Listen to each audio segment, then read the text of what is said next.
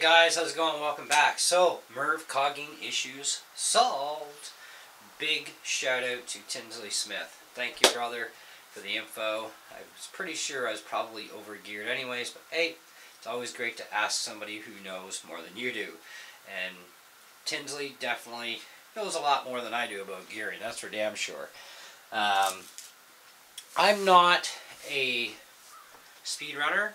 I'm going to get into the 2S run as long as I can get my hands on the car I need and stuff, but because he's doing this 2S challenge thing, and I want to get into it. As long as I can get a car, get some gears and whatnot, I'm going to get into that this year that he's doing. It's going to be running for a couple months anyway, so we all have some time. But anyways, guys, I've been having some cogging issues. Now, I've been doing some speed runs with 3150 gearing, 3750 gearing in the Merv, running my 3300 kilovolt Venom atomic motor. It's a two-pole motor, and of course the ESC is the VXL3M Traxxas ESC, which is a two-pole only ESC apparently. So anyways, the runs went great. No problem with the runs. Check out the videos. And the 50 tooth is the spur, and it is the stock spur. But I've been trying to, get some good speed out of this. Now, I was running the 31 tooth just perfect with the brushed motor and never had an issue. Mind you, it's also a 12-turn brushed motor, so it has a lot more torque than what this brushless does, And so, anyhow, I talked to him and he told me I was definitely over-gearing this motor, which, yeah, I can see that now. I went out today and I bought a 26 tooth and a 19 tooth pinion from Best Buy, and because our Best Buy sells Traxxas parts and machines. Anyhow, I threw the 26 in because it's only 3 teeth above stock. I don't have the stock pinion anymore because I actually had to cut it off the original brushed motor, which I have a long story about that one on another video. But anyhow, so they only had the 26 and the 19 in stock, so I figured, well, 3 teeth above stock can't be that bad, and at least it'll be a little bit faster than stock would. Now, the original Valenion motor for this ESC is a much higher kilovolt motor, and of course, Valenion motors, as we know, are very torquey too. Even for a 2-pole in a Valenion, they're torquey. Anyhow, so this thing's not quite as torquey. But that's okay, no big deal. At least this way I know I won't blow up my diffs, right? And I'm not looking for a speed demon, but I want some speed, I want bashability, I want some torque, and not blowing stuff up. So that's pretty much about what I get in this deal. The only thing I don't get is the ability to submerge my truck. I tried that today, and it filled the motor up with water, and the motor decided it wanted to cog. So I pulled the trigger, spun the tires up, held her like this, and then like this. Well, it was running, got all the water out, slap her on the ground, runs absolutely flawless. So, motor cogging can be caused by a lot of different things. I've been doing a lot of research since last night, finding out all kinds of things. Overgearing is one thing. Bad motor bearings are going to cause cogging. Not only that, when your bearings start to get weaker, it'll also slow your ass right down. So, good luck getting any real speed if you've got any kind of problems with your motor bearings and your brushless motors. Most of the brushed motors out there are all bushings, right? Unless it's a rebuildable motor, I think they have bearings. I haven't really had a lot of experience with rebuildable motors. I had a couple of them, but I never did pay attention if they had bushings or bearings in them, but whatever. Point being, the 26 tooth pinion with this 50 tooth stock spur is actually a perfect match. Absolutely zero cogging. Even on takeoff now, it's like not one bit. It is smooth as glass. I mean, I should have clicked into something, but I really didn't right away with the 31 and 37 pinions, because on a very slow etching of the trigger, you get that bit of a and then it would smooth right out, right? Well, that you're going to get on a lot of systems regardless. But with this 26 tooth, it is, like, if it is there, it's not really noticeable at all, for takeoff. But it is that minimal. So it's very smooth now. And not one bit of hiccup, like I ran an entire battery pack through this thing today with the 26, and dead stops, start back up, dead stops, start back up. I went about 300 feet up the road in either direction, so a total distance of about 600 feet, probably more. I'd have to walk, pace it out, but I'm around 600 feet, we'll say. And not one issue. And that's holding the trigger full throttle all the way. You know, back and forth, really trying to make the truck work. And it's absolutely flawless now. So I learned a lot from Tinsley. Also, I learned a lot from doing some other research as well last night about this cogging stuff. And, you know, a number of things. Another thing that can cause cogging too is if, you know, it all of a sudden just starts up on you like I did. It started up on me about 5 minutes after I shot the video. Is about when it started. Now my ESC temp was fine. It was like, it's not even warm. Motor, yeah, it's just barely warm. You can feel there's some warmth there, and that would be about it. But internally, I guess, deep down in the core, that's where the problems happen, right? And that's what you're not going to feel. And so, Tinsley said that with the 2-pole motor, I am definitely way overgearing this motor, even for this tranny. You know, this motor came out of my Losi XXX SET, which is a full 110 scale size race truck, and I haven't had that truck in a long time. I got rid of it. But I cooked the original ESC, and so I thought, well, maybe the motor is drawing too much. So I checked the motor specs. The motor only draws 40 amps. The ESC's base amperage is 50, and its peak is 150. So I'm like, all right, I'm good for all that, you know.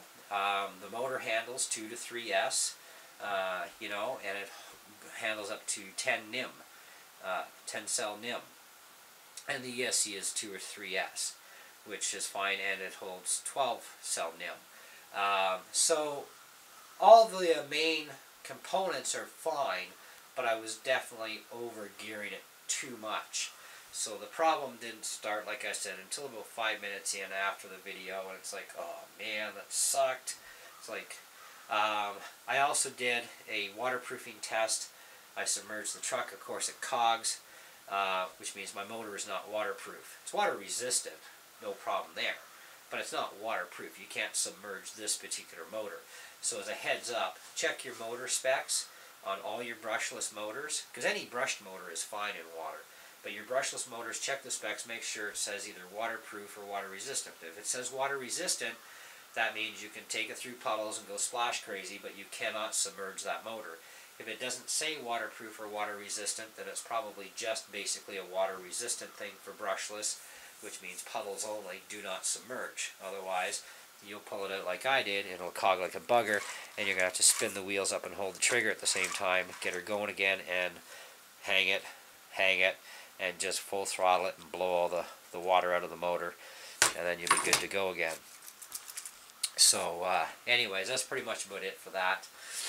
So I just want to let you know about that. I've been sick for the last few days too, so don't mind the voice and stuff. Anyways, for those wondering what mods have been done to my Merv, well, obviously I now have brushless. I put in the Summit VXL suspension. Best thing you can do for your Merv. I'm not kidding. It's a whole new truck with this suspension. And all I did was buy shocks and all already assembled from Dollar Hobbies. Slapped them in, away I went. Everything's awesome. And I didn't have to add hardly any preload to the front. And I ordered put it just a bit on the back. And it's beautiful, guys. It really is. It's awesome, awesome controllable and great running truck now with that suspension. So now I have a 19-tooth pinion that I'll put on something eventually, but I do have a lot of pinions anyway, so it goes in the collection box. I also put a wheelie bar on this thing a while back. That's all I've done. I haven't really done much to the Merv, just, you know, because, you know, I've got other projects that come before this thing, for one. You know, two is, you know, I don't have a lot of money kicking around that I can just go spend happy. So I got to pick my projects carefully what I upgrade. So this coming month and probably into next month a little bit, I'm going to be modding some more mod parts onto my SCX-10 deadbolt to get it ready for spring and summer trailing. I've got to get some body shells eventually for my HSP truck. And my Bandit is still busted. I have to get a shock tower for it. I found one on Amazon for think it was like $10. It was under $10 anyway. And the shipping was like $2 or $3, which was great. It was awesome shipping, right? 2 to 5 weeks though before they ship it. I'm like, I'm not waiting that long, right? So I went to RPM's site. I can get it shipped out fast, but it's going to cost me 3 times the shipping. And I'm like, huh, great. I'll have to figure something out. So next month I'll order the bumper, or sorry, shock tower, because I need an RPM one. Those stock shock towers on the Bandits, they suck. Well, I guess too, considering the speed I was going with it, when it crashed and it scraped the pavement for over 80 feet, yeah, that was a little excessive for stock parts to handle that. So I may just go front and rear shock tower, just to make the shipping worthwhile, because the RPM shipping was a little more expensive, you know, but at least I'll get it quicker, so I'll have to order it from there, I guess, or I don't know. We'll figure it out, but in the meantime, the only other mod I did was my antenna. I put an extra bit of antenna tube on here for length and some heat shrink tubing. This way my antenna is fully extended and range is not an issue. I have a ton of range on this thing. So, but other than that, I will be doing some other mods to this thing in the future. It's not a high priority, so I'm not going to go too crazy at the time, but I'm glad the cogging issue is now solved. The thing goes pretty fast with the 3750 gearing, you know, and it's decent, you know. I am going to try it on a 3-cell LiPo whenever I can order a 3-cell LiPo that properly fits the truck, and try it on 3S with 3300 kV and see what it does. If my estimations are correct, I should be just borderlining the possibility of bitching diffs on hard takeoffs, so I'm going to have to make sure I do soft takeoffs. But definitely on 2S, it goes good. The 26 gearing actually works really well, so I'm happy with that. So we'll see how it does with more power laid into it and go from there, but yeah, pretty good. So yeah, if you got any other questions, you know, feel free to ask. I'll do what I can to answer them, but like I said, I haven't done much to the Merv yet. Still working on things here and there with all my projects as I can do them, and I do have to do the second servo eventually. I want that second servo in, but even this stock servo, it's doing great just by itself. I've had quite a few wipeouts on it, and you know, what do you call it, tea kettling, wheel over wheel. Still haven't even stripped a gear tooth, which is actually really impressive. So anyways guys, we'll catch you later, and hey, don't forget to check out Tinsley Smith's channel too, and we'll see you in the next video.